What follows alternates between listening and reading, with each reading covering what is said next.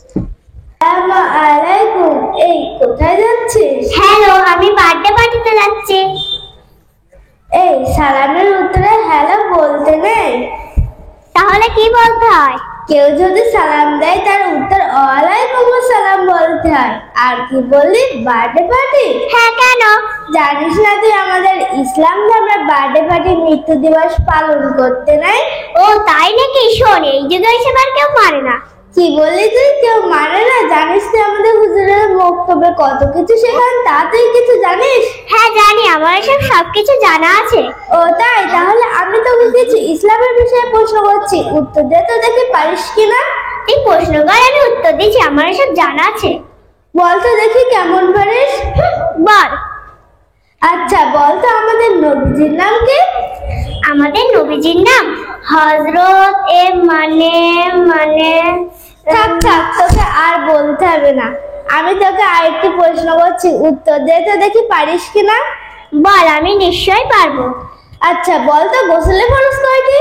ও এত সহজ প্রশ্ন। গোসলের ফরজ 5টি হবে। ও তাই? বল তো দেখি।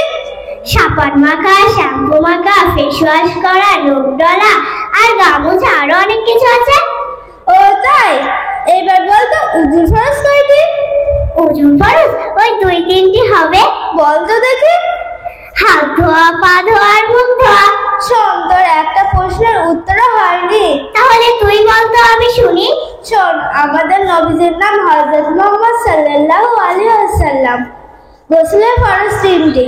1 নম্বর গর্ভাশয় কুলি করা, 2 নম্বর নাকের নরম অংশ পর্যন্ত পানি পৌঁছানো, 3 নম্বর সমস্ত শরীর এমন ভাবে ধৌত করা যাতে এক চুল পরিমাণ শুকনো না থাকে।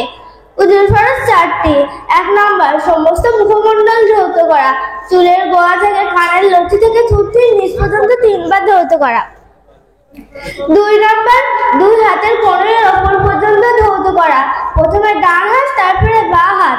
3 নম্বর মাথার 4 ভাগের 1 ভাগ মাসাহ করা। 4 নম্বর 2 পায়ের গিঁটির ওপর পর্যন্ত ধৌত করা। এই তুই এত কিছু কোথা থেকে শিখলি রে?